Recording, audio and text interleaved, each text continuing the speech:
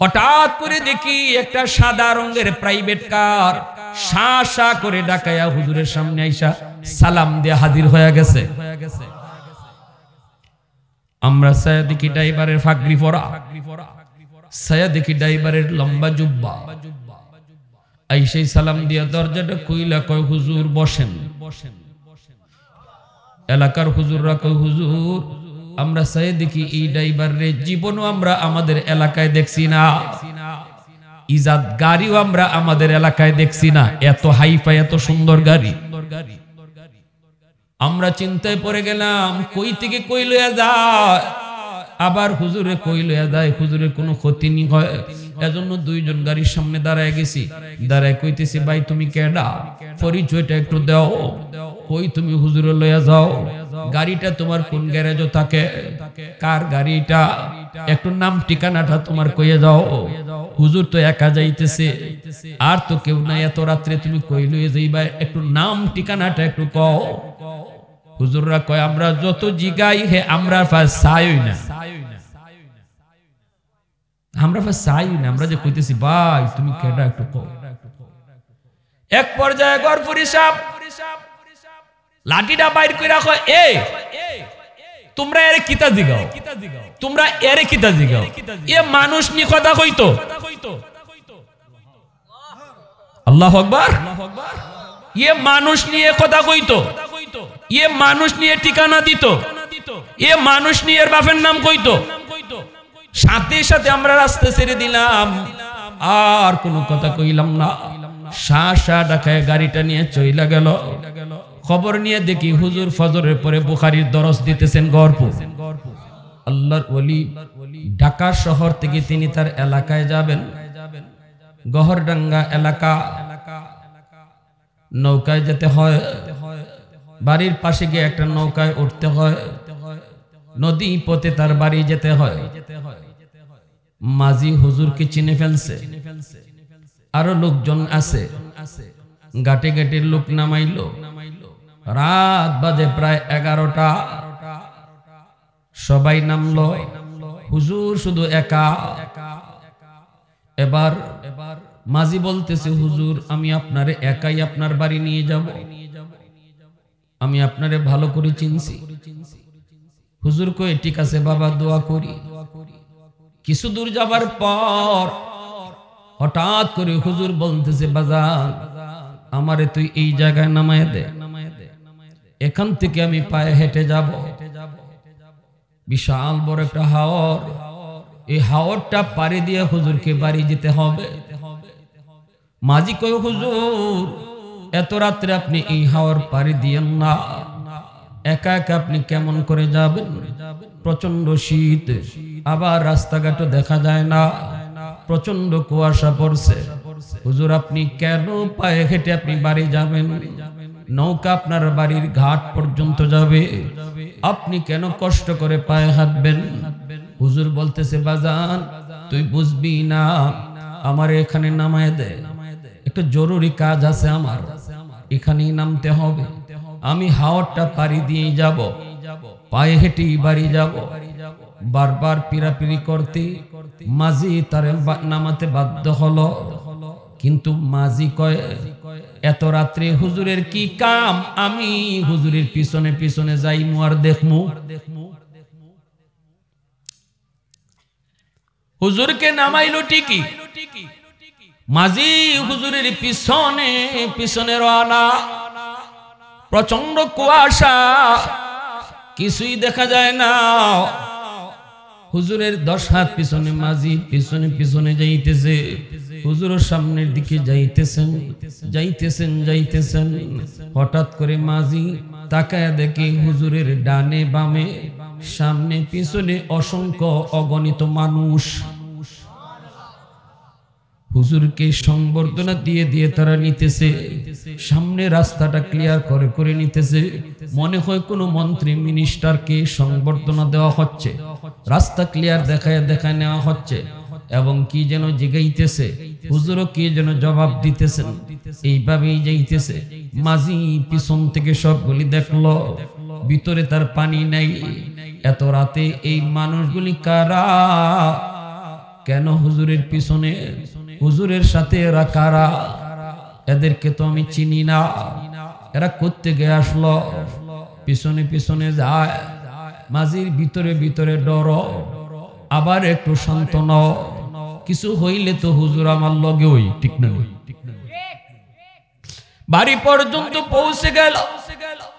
দরজায় ঢুকবেন, দেখেন আর কোনো মানুষজন নাই। হুজুর ভিতরে ঢুকবেন, সবাই মুসাফা করে করে বিদায় নিচ্ছে।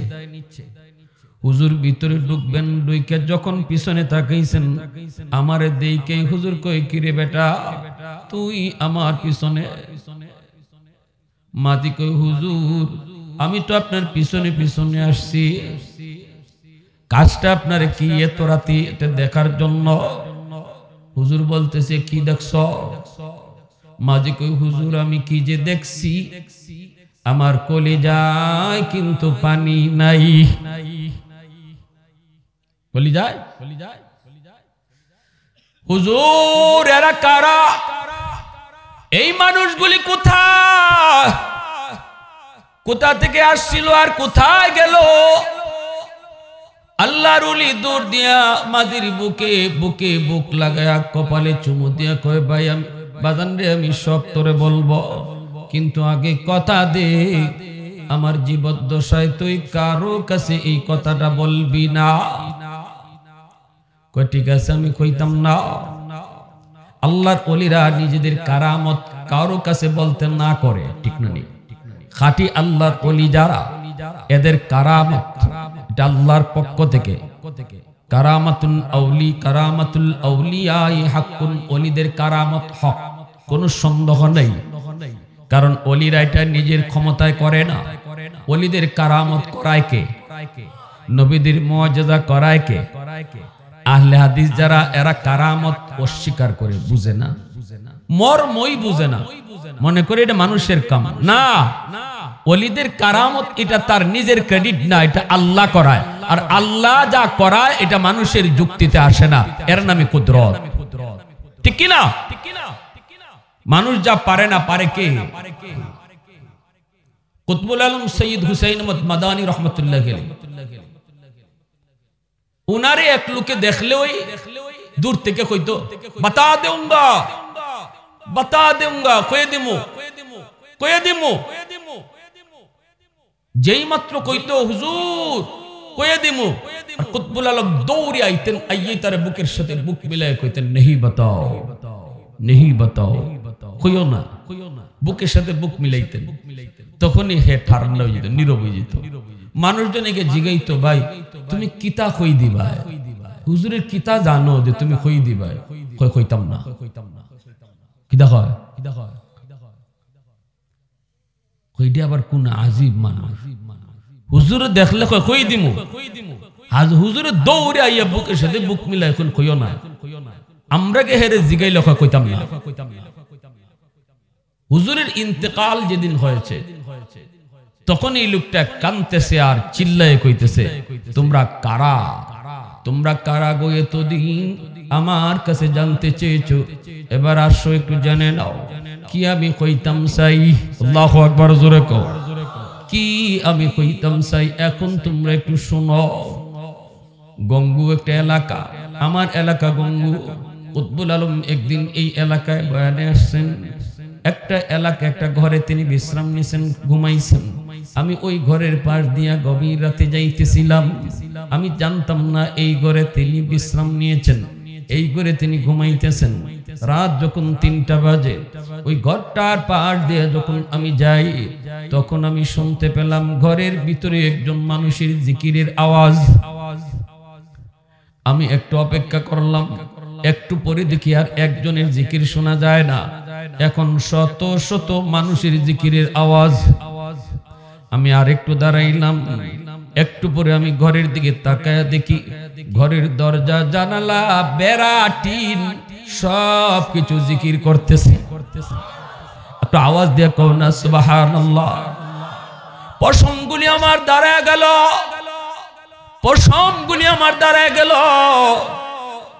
কে সেই মহামানব যার জিকিরের সাথে ঘরের দরজা জানালাও জিকিরে শামিল হয়ে গেছে? যার জিকিরের সাথে ঘরের বেড়াটাও জিকিরে শামিল হয়ে গেছে। কে কে তিনি কে? আমি দাঁড়ায় রইছি আড়ালে, ফজরের আজান হলেই দেখলাম দরজা খুললেন।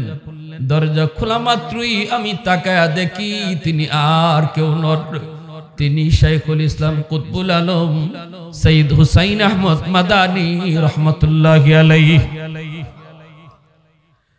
আমি দেখলাম হুজুর দৌড় দিয়ে আমার বুকের সাথে বুক মিলায় কয়, ভাই রে তুই কিছু দেখছো?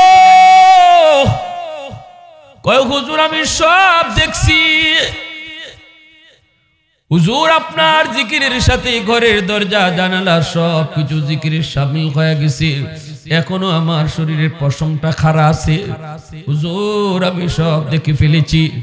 এই কথা বলা মাত্রই এইবার হুজুর তার বুকে চাপ দিয়ে কই, কথা দে কথাটার কারো কাছে বলবি না, আমার জীবদ্দশায় তুই কারো কাছে বলবি না। আমি হুজুরকে ওয়াদা দিয়েছিলাম কারো কাছে আমি হুজুরের জীবদ্দশায় বলবো না, এজন্য আমি বলি নাই। কিন্তু হুজুরের প্রতি আমার যে ভক্তি, ভালোবাসা, শ্রদ্ধা এত বাড়ছে, হুজুরের এতটাই আমি আশিক হয়ে গেছি। যেখানে হুজুরের মাহফিল আমি দ্রুত সেখানে যাই। মাহফিল শেষ করার পর হুজুরের সাথে একটু মুসাফারা করার জন্য আমার ভিতরে আগুন জ্বলে, আগুন ইশকের আগুন জ্বলে, মহব্বতের আগুন। মনে হয় যেন আমি বুক না মিলাইলে, মনে হয় যেন আমি বুকটা মিলাইতে না পারলে আমি বুকের আগুনে জ্বলে পুড়ে মরে যাব, এতটা পেরেশান হই। কিন্তু আমারে তোমরা কেউ যাইতে দাও না। আমি একজন সাধারণ মানুষ, আমি আলেম না, হুজুরের কাজ পর্যন্ত আমি যাইতে পারি না। কেমনে আমি বুকের আগুন নিভাবো? কেমন করে ভিতরের আগুন আমি নিভাবো?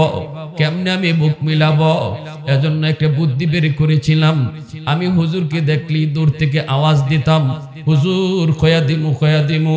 হুজুরে যখন আমারে দেখতেন তখন হুজুর আমারে চিনে ফেলতেন। ওই রাতের কথাটা হুজুরের মনে হয়ে যেত। আমারও উদ্দেশ্য হলো ওই রাতের কথাটা মনে করায় দেওয়া। তখনই হুজুর তোমাদের সবাইকে ফালায়া, তোমাদের সবাইকে সরাইয়া আমার কাছে দৌড়ায়া চলে আসতেন, দৌড়ে আমার কাছে চলে আসতেন। আয়েশা আমার সাথে বুক মিলানো মাত্রই আমার বুকের আগুন নিভে যেত। আল্লাহু আকবার জোরে কও। আমার দিলটা শান্ত হয়ে যেত, দিলটা শান্ত হয়ে যাইত। বুকের সাথে বুক মিলায়া কপালে একটা চুমু খায় কইতেন, নেহি বাতাও নেহি বাতাও নেহি বাতাও, কইও না কইও না কইও না। এ ভাই আজ হুজুর দুনিয়াতে নাই, এখন আমি কইতে পারবো ওয়াদা ছিল জীবদ্দশায় কারো কাছে বলবো না। আজকে তো উনি নাই, এজন্য আমি কইলাম। আওয়াজ দিয়া কও সুবহানাল্লাহ। আর একটু জোরে মুসলমানের আওয়াজে সুবহানাল্লাহ। मैं तालिब मौला हूँ मेरे इश्क़ निराला, मैं तालिब मौला हूँ मेरे इश्क़ निराला, है जुमला जहाँ जिनके तजल्ली से उजाला, है जुमला जहाँ जिनके तजल्ली से उजाला, मदर्द जहाँ गैर खुदा यार नदारम, যদি আদে খুদা হিচ দিগর কার নাদারম, যদি আদে খুদা হিচ দিগর কার নাদারম। মুসলমানের আওয়াজে কো আল্লাহু আকবার। এজন্য সদস্য হুজুর কইতেছেন, বাজান তুই কারো কাছে কইস না, আমি তোরে কই। মাঝি কয় হুজুর কোন, ওয়াদা দিলাম কারো কাছে কইতাম না। কয় আমি যখন নৌকায়, অসুবিধা হইতেছে আপনাদের? মনোযোগ কার কার আছে একটু হাত তুলে আল্লাহরে দেখা। আল্লাহ কবুল করো, সবাই কো আমিন, আরো জোরে আমিন। আমি বুঝাইতেছি খালি আপনারা যে মাদ্রাসা দিছেন, এই মাদ্রাসার যে বাচ্চাগুলা পড়তাছে, যে বাচ্চাগুলার আপনারা দিবা, যারা আলিম হইতাছে ওয়ার পথে, এরার মর্যাদা আল্লাহর কাছে কত, এদেরকে কতজনে চিনে আমি আপনি চিনি না, কিন্তু কারা কারা চিনে, এই জিনিসটা বুঝাইতেছে। আছে তো মনোযোগ? হুজুর বলতেছে, বাবা আমি যখন নৌকায়, আমারও সিদ্ধান্ত ছিল আমি বাড়ি পর্যন্ত নৌকা নিয়ে যাব, কিন্তু এই এলাকার জিন্নাতের সর্দার, এই এলাকার জিন্নাতের সর্দার আমার কানে কানে আইসা কয়, কানে কানে আইসা কয়, সালাম দেয়া কয়, হুজুর আমরা অনেক দিন যাবত আপনার অপেক্ষায়, আমাদের ভিতরে অনেক সমস্যা চলতেছে, যে কোনো মুহূর্তে দুই দলে মারামারি হয়ে রক্তপাত হতে পারে। জিন্নাত কইতেছে, জিন্নাত। আল্লাহু আকবার, জোরে কও। আমরা সিদ্ধান্ত নিয়েছি আপনার ফয়সালা আমরা সবাই মানব। আপনি যে ফয়সালা দিবেন এই পক্ষ আপনারে মানে, ওই পক্ষ আপনারে মানে। আল্লাহু আকবার। হুজুর দয়া করে যদি আপনি এই জায়গায় একটু নামের, পায়ে হেঁটে একটু কষ্ট করে বাড়ি যাবেন, সময় আপনার নষ্ট করব না, একটু পায়ে হেঁটে বাড়ি যাবেন। এইটুকু রাস্তার মাঝখানে আমরা আমাদের বিষয়টা জানাই আর সমাধান বের করে নিব। আর ভয় পেন না হুজুর, ভয় পেন না, আমরা জিন্নাতরা ডানে বামে সামনে পিছনে তাইকা আপনারে পাহারা দিয়া নিয়ে যাইব। এজন্য আমি এখানে নামছি, সমাধানেরা মাইনা নিছে। আল্লাহু আকবার, জোরে কর। হামসাপুরে মুতাইম সাহেব রাহিমাহুল্লাহ আজকে দুনিয়াতে নাই, বালাগঞ্জ। আমি রমজানে একবার শরফনহ পড়ছি। ওই হামসাপুরে মুতাইম সাহেব বহুত বড় আল্লাহর ওয়ালি ছিলেন। কাতিয়া মাদ্রাসায় তখন আমি ছোট্টবেলা পড়ি, এই মাদ্রাসা থেকে গেছি। কাতিয়ার সাবরে তো চিনেন। আল্লাহ তোমার দুজন ওলির কবরকে তুমি জান্নাতের উঁচু মাকাম বানাও। সবাই আওয়াজ দেখো আমিন। এজন্য হামসাপুরে মুতাইম সাহেব হুজুর আমারে খুব মায়া করতেন। কাতিয়া থেকে গেছি, কাতিয়ার সাহেব কইও দিছেন, তাই অনেক বড় বুজু, অনেক বড় আল্লাহওয়ালা, বিয়াদবি কইরো না, দোয়া নিও। প্রথম দিন ক্লাসে বইছি মাত্রই মাখরশি হুজুর আইছেন, আয়া বলতেছেন, বাবারা শোনো, একটু পরে বড় হুজুর আসবে, তোমরা মনে কইরো না শুধু বড় হুজুরের ক্লাসে তোমরা বসা, তোমার পাশে যে ছাত্রটা বসা মনে করবা সে ওই জিন জাতি। হুজুরের ক্লাসে অসংখ্য জিন্নাত ক্লাসে বসে, পিছনের এই যে জানালাটা কখনো লাগাইবা না, দুষ্টামি করলে ক্ষতি হয়ে যাবে তোমার, কেউ দুষ্টামি করো না। হুজুর ছিলেন অন্ধ, মুতামিম সাহেব হুজুর ছিলেন অন্ধ। হুজুরকে দইরা দইরা ক্লাসে আনা হইতো, ক্লাসে বইতেন, আমরা কিতাব পড়তাম, আর হুজুরে তিনি কিতাব পড়ার শুনে আমাদেরকে বুঝাইয়া দিতেন। হুজুর কিন্তু নিজে পড়তে পারতেন না, অন্ধ হয়ে গেছিলেন শেষ বয়সে। আমরা পড়তাম, বেশিরভাগ আমার কইতা, নাসিব তুমি এবারত পড়ো, পড়তাম, হুজুরে বুঝাই দিতাম। কিছুদিন যাওয়ার পরই শুনতে পেলাম রাত 12টার পর এই এলাকার জিন্নাতের সর্দার, এই এলাকার জিন্নাতের সকল বিচার হুজুরের গড় হয়। আর 12টার পরে হুজুর জিন্নাতের বিচার করেন। আল্লাহু আকবার, জোরে কও। এই কুশিয়ারা নদীর এরিয়া জুড়ে যত জিন জাতি চলে, সমস্ত জিন জাতির ভিতরে যত যায় ঝামেলা হয়, সব যায় ঝামেলার বিচার হুজুরের গড় হয় রাত 12টার পরে, আর হুজুরে বিচার করুন। ইন্নাল আলিমা ইস্তাগফিরু লাহু মান ফিল আরদ ওয়া মান ফিস সামা হাত্তাল হিতানু ফি জাওফিল মা। একদিন আমি 10টার সময় হুজুরের রুমে যাই ঢুকছি, ঢুকে হুজুরের মাথা টিপাইতেছি, তারাবির পরে খাওয়া দাওয়া করে হুজুরের রুমে ঢুকছি, ঢুকে হুজুরের মাথায় তেল দিতেছি, খেদমত করতেছি। আমার উদ্দেশ্য হলো আজকে 12টার পরেও আমি থাকতাম আর দেখতাম জিনের বিচার কেমনে হয়। যেই খালি 12টা কাছাই গেছি, 11:30 হয়ে গেছি গে। হুজুর তো গরিও ব্যবহার করেন না, কোনতই না। কখন নাসির কয়টা বাজে? আমি কই হাই রে হাই রে, আমি কই হুজুর 11:30। যাওগি বাবা, যাওগি। আমি কই হুজুর আমি থাকতাম, আমি দেখতাম। তো হুজুর আইসে দিছেন, আইসা কই ডরাই ভাই যাওগি, কিতা কই ডরাই ভাই যাওগি। আমি আর দ্বিতীয়বার বলছি না, হুজুর যাও। আইসি এই আমরা একটা রুমে বইয়ে গল্প করতেছি, এর ভিতরে খাইতে সাহেবের ছোট ছেলে ঈসা কামিনী, ঠিক আছে, বাথরুমে পেশাব করতো। হঠাৎ করে জঙ্গলের ভিতরে কি দেখছে না দেখছে, দৌড় দিয়ে আইয়া রুমের মধ্যে উফুতিয়া পড়ছে, মুখ দিয়ে সেবরা বেরিয়েছি। আমরা তাড়াতাড়ি ধরছি, হুজুরের মেয়ের জামাইও আমরা দ্বারা বড় হুজুরের তাই নো দর্শন দুই রকম কি তুইছে আমি জঙ্গলের ভিতরে জামাইয়ে বউরে দৌড়াইয়ে ফিটাইয়ে মারতেছে রাইত বাজে একটা এটা দেখে ডরাই গেছে বড় হুজুরের মেয়ের জামাই জঙ্গলের সামনে গিয়ে একটা ভাষণ দিছে তোমরা রে অত খাওয়া হইছে রমজানও তোমরা সাবধান হইয়া চলতায় নবীর মেহমান হলাইছেন রমজানও তারা ফরতা এরা যেন না ডরায় এরা কোন ডর দেখাইতায় না এত কইরা আব্বাই বুঝাই দিছেন এর ফরত তুই তোর বউরে ফিটাস তুই দেখলে না এখানে একজন ছাত্র হাজত শর্ত বইছে বিচার হইব খবর আছে রেডি থাকতো আমি কই আল্লাহ কোন দেশ আইলাম জঙ্গলের সামনে বেটায় ওয়াজ করে আইছে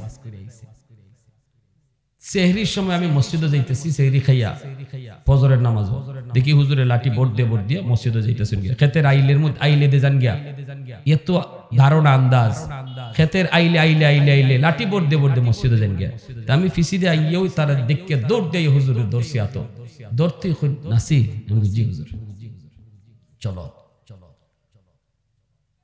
আটটা ধরতে রাত্রে কি তৈছে কেউ কিন্তু এর ভিতরে আইসেও না রাত বাজে একটা ওই সময় আমরা যে ঘটনা ঘটছিল রাত্রে কি হয়েছে বাবা আমি কইলাম হুজুর খাইতে সাহেবের ছোট ছেলে সাকামি নিয়ে ডরাইছে ইরব ঘটনা ও বাবা আমার কাছে আইছিল এরা আইয়া মাফ চেয়ে গেছে কিতাব বুঝলেন আপনারা দেখছে না যেখানে পোশাক করতে বইছে ওয়ালের আড়ালো তো এই ওয়ালটার আড়ালে যে হে বইছে বাচ্চা বেটা এটা হে দেখছে না হেরা এজন্য আমার কাছে ফাও ফুরে গেছি গাইয়া মাফ চাইয়া তোমরা মাফ করে দিলাইও আমিও মাফ করে নিয়েছি আর অত রাত্রে জাগো না অত রাত জাগকের লাগি এত রাত জাগো না আল্লাহু আকবার আল্লাহর ওলি দুনিয়াতে নাই আমি প্রায় সময় ওইদিকে মাহফিলে গেলে কবর জিয়ারত করি এত মায়া করছে আল্লাহ রসুল কয় মানুষ তোমরা বুঝো না চিনো না যারা চিনবার তারা চিনে ঠিক না এই মাদ্রাসায় কি তৈরি হইতেছে এটা তোমরা না বুঝলো আর বাকি সব জাতি বুঝে সুবহানাল্লাহ গরফর হিসাবে নাম শুনছেন না সোনারগাঁর 7 দিন তফসির আইসুন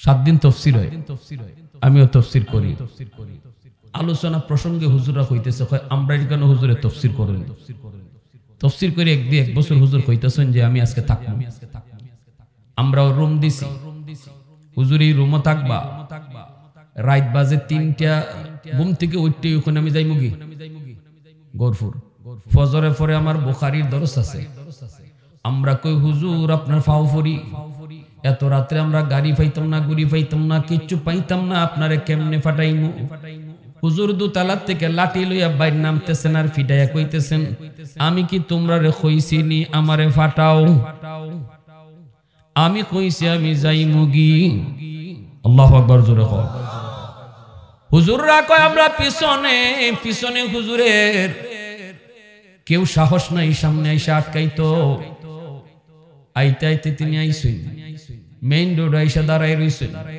আমরা হুজুরা ডাইনে বামে পিছনে আমরা এরকম দাঁড়াই রইছি গাড়ি ঘোড়া থাকবো দূরের কথা কুত্তাও রাস্তাত নাই এমন শুনশান নীরব কিচ্ছু নাই কেমনে হুজুর যাইবা কেমনে কি হইব কিছুই জানি না কিন্তু রাস্তা খারাই রইছে হঠাৎ করে দেখি একটা সাদা রঙের প্রাইভেট কার শা করে ডাকায়া হুজুরের সামনে আইসা সালাম দিয়ে হাজির হয়ে গেছে আমরা ছায়া দেখি ড্রাইভারের ফাগরি পরা ছায়া দেখি ড্রাইভারের লম্বা জুব্বা আইসাই সালাম দিয়া দরজাটা খুইলা কয় হুজুর বসেন এলাকার হুজুররা কয় হুজুর আমরা ছায়া দেখি এই ড্রাইভারের জীবনও আমরা আমাদের এলাকায় দেখছি না ইজাদ গাড়িও আমরা আমাদের এলাকায় দেখছি না এত হাইফাই এত সুন্দর গাড়ি আমরা চিন্তায় পড়ে গেলাম কই থেকে কই লইয়া যায় আবার হুজুরে কই লইয়া যায় হুজুরের কোনো ক্ষতি নি হয় এজন্য দুইজন গাড়ির সামনে দাঁড়ায় গেছি, দাঁড়ায় কইতেছি ভাই তুমি কেডা, পরিচয়টা একটু দাও। কই তুমি হুজুরে লইয়া যাও, গাড়িটা তোমার কোন গ্যারেজে থাকে, কার গাড়িটা, একটু নাম ঠিকানাটা তোমার কইয়া যাও। হুজুর তো একা যাইতেছে, আর তো কেউ নাই, এত রাত্রে তুমি কই লইয়া যাইবা, একটু নাম ঠিকানাটা একটু কও। হুজুররা কয় আমরা যত জিগাই হে আমরা চাইই না, আমরা চাইই না, আমরা যে কইতেছি ভাই তুমি কেডা একটু কও।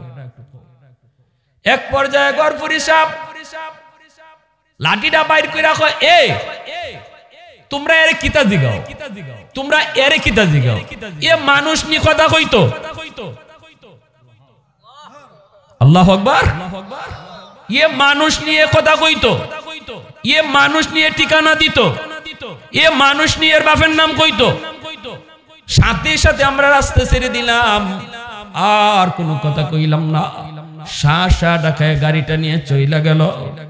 খবর নিয়ে দেখি হুজুর ফজরের পরে বুখারীর দরস দিতেছেন গরপুর। আল্লাহু আকবার, জোরে কও। ইন্নাল আলিমা ইস্তাগফিরু লাহু মান ফিল আরদ ওয়া মান ফিস সামা হাত্তাল হিতানু ফি জাওফিল মা ওয়া ফি riwayatin an-namlatu fi juhriha। এজন্য বলি ভাই মনে রাখবা, সন্তান বাপ মার কাছে আল্লাহর পক্ষ থেকে রাখা আমানত। এই আমানতের সন্তান নিজের খুশি মতো ব্যবহার করা যায় না। আল্লাহর পক্ষ থেকে রাখা আমানত, আমানত বলা হয় যে জিনিস দখলে আমার মালিক আমি না, সন্তান দখলে আমার কিন্তু মালিক আল্লাহ। এজন্য আল্লাহর মর্জি মতো সন্তানরে পড়ালেখা করাইতে হবে, তবেই আমানতদারি রক্ষা হবে। যদি আল্লাহর মর্জি মতো সন্তানকে পড়ালেখা না করাই তাহলে আমানতে খেয়ানত হবে। সন্তানের ব্যাপারে বাপ মার আমানতদারি হলো সন্তানকে সবার আগে আল্লাহর পরিচয় তুমি শিখাও। সন্তানকে এমন শিক্ষা শিখাও যেই শিক্ষা সে আল্লাহরে চিনে, যেই শিক্ষার দ্বারা সে রাসূলকে চিনে, যেই শিক্ষার দ্বারা সে পরকালকে বুঝে, যেই শিক্ষার দ্বারা সে হালাল হারাম জানে। এটাই হলো সন্তানের হক।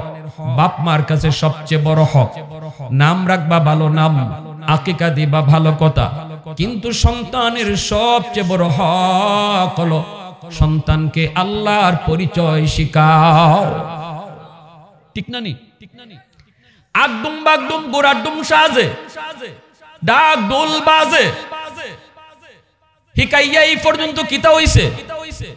আচ্ছা এই পর্যন্ত যে স্কুলে ভর্তি করাইয়া আগডুম বাগডুম শিখাইলাম, যে শিক্ষকে শিখাইছে এই শিক্ষকে না, শিক্ষকের 14 গোষ্ঠী আইয়া আগডুমের অর্থ কইতে পারবো নি? বাগডুমের অর্থ জানেননি? না, কিচ্ছু না। অথচ আমার সন্তানের ব্যাপারে আমার আমানতদারি ছিল এই সময়ে তারে আগডুম বাগডুম না শিখায়া এই সময়টাতে তুমি তার আল্লাহর পরিচয় শিখাও। পড়ালেখা তো ওই পড়া যেই পড়ার মধ্যে আমার আল্লাহর পরিচয় আছে। এজন্যই তো মায়ার নবী গারে হেরায় যখনই জিব্রাইল আইসা কয় নবী গো আপনি পড়েন, রাসূল কয় আমি পড়া জানি না। জিব্রাইল আবার কয় নবী গো আপনি পড়েন, নবী কয় আমি পড়া জানি না। জিব্রাইল আবার কয় নবী গো আপনি পড়েন, নবী কয় আমি পড়া জানি না। এরপরে জিব্রাইল কয় যখন ইকরা বিসমি রাব্বিকাল্লাযী খালাক, পড়েন আপনি আপনার রবের নামে, তখনই নবী কয় হ্যাঁ এখন পড়তে পারি, কারণ যেই পড়াতে আমার আল্লাহর নাম নাই এই পড়া আমি নবী পড়তে রাজি না। যখন তুমি আমার রবের নামে পড়তে কইছো এখন আমি রাসূল পড়তে রাজি। আগডুমের মধ্যে আমার আল্লাহ নাই, বাগডুমের মধ্যে আল্লাহ নাই। না না, ওই দেখা যায় তাল গাছ, ওই আমাদের গা। এই সন্তানকে তাল গাছ দেখায় লাভ নাই, তারে যদি দেখানো হইতো ওই দেখা যায় মক্কা, ওই দেখা যায় মদিনা। মক্কা মদিনা শিশুকালে তার দিলের মধ্যে বইতো, ঠিক কিনা জোরে কও? মক্কা মদিনা তার দিলের ভিতরে বইতো। শিশুকালে যদি আল্লাহর পরিচয় শিখাইতো তাহলে আল্লাহ তার দিলের ভিতরে বইতো। কলেজে গেলেও সে আল্লাহরে ভুলবে না, ভার্সিটিতে গেলেও আল্লাহকে ভুলবে না, ডাক্তার হলেও সে ডাকাতি করবে না, কারণ শিশুকালে তার মাদ্রাসায় পড়াইয়া 5 বছর নুরানি মাদ্রাসায় পড়াইয়া দিলের ভিতরে আল্লাহর ভয়, আখিরাতের ফিকির ঢুকায়া দেওয়া হয়েছে। এই স্লোগান তার দিলের ভিতরে ঢুকায়া দেওয়া হয়েছে। এ জীবন জীবন নয়, মরণের পরের জীবনটাই হলো আসল জীবন। এই জীবনের প্রতিটা কাজের হিসাব আমার আল্লাহর কাছে দিতে হবে। আপনার সন্তানের কলিজায় যখন এই স্লোগান ঢুকে দেওয়া হয়, ডাক্তার হলো ডাকাত হয় না, আদর্শ ডাক্তার হয়। আওয়াজ দেখো ঠিক কি না? আর যদি সন্তানরে আলেম বানাইবার নিয়ত করেন, হাফেজ মুফতি মুহাদ্দিস বানাইবার নিয়ত করেন, তাহলে তো নূরুন আলা নূর, এর উপরে আর কোনো সিদ্ধান্ত হয় না। কিয়ামতের ময়দানে আল্লাহ একটা মুকুট হাতে লইয়া আল্লাহ কইব, কই তোমরা মা, কই তোমরা বাবা? নবীর বাপ মা যায় কইব, মালিক আমি অমুক নবীর আম্মা, অমুক নবীর আব্বা। আল্লাহ কইব, আমি কোন নবীর বাপ মারে খুঁজি না। এমনি হাফেজে কোরআনের বাপ মা আইব, আলেমের বাপ মা আইব, কইব আল্লাহ আমি অমুক হাফিজ সাহেবের আব্বা, অমুক মুফতি সাহেবের আম্মা। আল্লাহ হাসরবাসীর সামনে কইব, আমি তো তোমাদেরকেই খুঁজতেছি। মান কারাআল কুরআন ওয়া আমিলা বিমা ফিহি উলবিসা ওয়ালিদাহু তাজান ইয়াউমাল কিয়ামা দাউহু আহসানু মিন দাউইশ শামস। আল্লাহ পাক কইব, দুনিয়াতে তোমার সন্তানের মাথায় পাগড়ি পরাইছে মানুষ, আর হাসরের ময়দানে তোমরা বাপ মার মাথায় পাগড়ি পরাইমো আমি আল্লাহ। আজকে আপনাদের এলাকার যে মাদ্রাসা, এই মাদ্রাসায় আপনার সন্তান যদি হাফেজ হয়, পাগড়ি পরাইবেন আপনারা, কিন্তু বাপ মার মাথায় পাগড়ি পরাইবেন আল্লাহ। আল্লাহর হাতে পাগড়ি পরার নিয়ত কার কার আছে? একটু হাত উঠে আল্লাহরে দেখাও। আল্লাহ তুমি কবুল করো, সবাই বলেন আমিন। আরো জোরে কোন আমিন। তাহলে সন্তান মাদ্রাসা দেওয়ান লাগবে, ঠিক না? নি যদি সন্তান দেই, তাহলে আল্লাহ মা বাপের মাথায় নিজের হাতে পাগড়ি পরাইব। হাসরবাসী মানুষ কইব, কেডা? চিনো না, আমাদের এলাকার অমুক হাফিজ সাহেবের আব্বা, অমুক মুফতি সাহেবের আম্মা। হাসরের মাঠে আল্লাহ হাফিজ সাহেবের আব্বা আম্মার নাম ধরে ডাক দিত না, দুনিয়ার মানুষ যেভাবে ডাকতো, ও মুফতি সাহেবের আব্বা, ও হাফিজ সাহেবের আব্বা। আল্লাহ হাসরের মাঠেও এইভাবে আব্দুর রহিম কে ডাক দিত না, আল্লাহ কইব, ও হাফিজ সাহেবের আব্বা। সুবহানাল্লাহ, জোরে কও। খুশনসিব, এই উঠেন কেন? শেষ বয়ান শেষ। খুশনসিব ওই বাপমা, যে মা বাবার কপাল, যে বাপমার সন্তান মাদ্রাসায় ফইরা কোরআনের হাফেজ হইতেছে। বাইরে দুনিয়া কেউ থাকবো না, সবাই চলে যাব, কিন্তু সন্তানটা যদি মাদ্রাসায় পড়াইয়া যায়, এই সন্তান আলেম বা হাফেজ হইব, তার জীবনে যত হাফেজ আলিম বানাইব, মা বাবা কবরে শুয়া শুয়া এর সওয়াব পাইতে থাকবে, কবরে শুয়া শুয়া সব পাইতে থাকবো। আল্লাহ কইবে, ফেরেশতারা আযাব বন্ধ কর, কবরের উপরে ছায়া দে। তার ছোট বাচ্চাটায় আমি আল্লাহরে রহমান কইয়া ডাক দিছে, আমি আল্লাহরে রহিম কইয়া ডাক দিছে। যে বাচ্চাটায় আমারে কয় আমি অতি দয়ালু, দয়ার সাগর, আমি তার বাপরে কেমনে মারি, তার বাপরে তার মারে কেমনে শাস্তি দেই। বাচ্চায় যখন আমারে কয় আমি দয়ালু মালিক, আমি সেই দয়ালু মালিক তো তার বাপ মারে আযাব দিতে পারি না। সুবহানাল্লাহ, ধন্য ধন্য ওই মা বাবা। অতএব সবচেয়ে বড় সহযোগিতা সন্তান দিতাম। রাজি আছেন আপনি? কতজনে কয় ভাত খাইতে পারতো না, চাকরি পাইতো না, সার্টিফিকেট নাই, মাদ্রাসাত পড়লে কি না খাইয়া মরে? BA pass, IA pass, rickshaw চালাইতেছে, আইন আপনারা দেখাই কত, ঠিক না? জোরে কই, ডিগ্রি সার্টিফিকেটের ডিগ্রি লইয়া গাট্টি লইয়া লইয়া ঘুরতেছে, চাকরি নাই। কিন্তু একজন হাফেজ, একজন আলেমকে আল্লাহ দুনিয়ার হায়াতের জীবনে কম ইনকাম হইলো শানের সাথে আল্লাহ রাখতেছে। তাহলে বোঝা গেল রিজিক দেওয়ার মালিককে। আরো জোরে আল্লাহ। আল্লাহ মানুষ দুনিয়া আসার আগে আল্লাহ রিজিক পাঠিয়ে দিছে। আমার আব্বা যখন মাদ্রাসার দিন, আমার আব্বা তো একজন সরকারি হেলথ ইন্সপেক্টর, আমার আব্বা তো আলিম না, ভাই বারাদর কেউ আলিম না। আব্বা যখন মাদ্রাসার দিন আমার চাচারা বাধা দিছে, পোলাটা স্কুলে বৃত্তি পাইছে, তারে আপনি মাদ্রাসা দিতেছেন, জীবনটা শেষ করে নিতেছেন, কেমনে চলবো, কেমনে খাইবো, কত কথা কত কথা কইছে। আমার আব্বা এক কথাই কইছেন, আলেমদের জবানে শুনছি, মানুষ দুনিয়ায় আইবার আগে আল্লাহ রিজিক পাঠাইয়া দেয়। তাহলে আমি কেন তার রিজিকে টেনশন করব? আমি আমার আল্লাহরে খুশি করার লাগে মাদ্রাসা দিয়া লাইছি। ওই যে একজন বাবা সমাজের বিরোধিতা কইরা সন্তান মাদ্রাসাত লইয়া আয়, এজন্যই আল্লাহ হাসরের মাঠে বাপ মারে আল্লাহ ফাগরি ফরায়। এজন্যই আল্লাহ ফরায় যে সমাজের 10 জন না 90 জন একদিকে, তুমি বাবা আইসো আরেক দিকে, এজন্যই তুমি বাপ মারে আমি পুরস্কার দিব। সুবহানাল্লাহ জোরে বল। একজন ভাই হিম্মত করে হাতটা জাগান, আমি মুসাফির হিসাবে আপনার কাছে 2 মিনিট, বেশি না, হুজুর তো অনেক লম্বা কালেকশন করে গেছেন, হয়তো বা একজন ভাই উঠবেন না, অনুরোধ আমার, আমি মুনাজাত দিব। পুরা বয়ানের সারমর্ম, সারাংশ, মগজ, দোয়া। দোয়া ও মুখুল ইবাদত, দোয়া কেউ শরীক না হয়ে যাবেন না।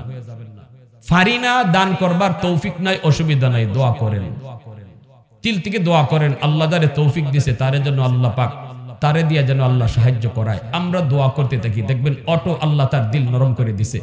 একজন ভাই 5,000 টাকা দিবা, এখন না পরে দিবা, অসুবিধা নেই, আপনি টাইম মতো দিবা, সুযোগ কইরা দিবা।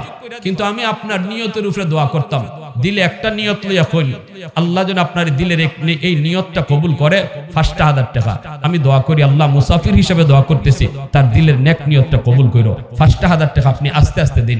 কে আসেন মাদ্রাসাত 5,000 টাকা দিবা সবার আগে, যিনি সবার আগে হাত উঠাইবো, আল্লাহ এরপরে যতজন তুলবো, আল্লাহ তুমি সমান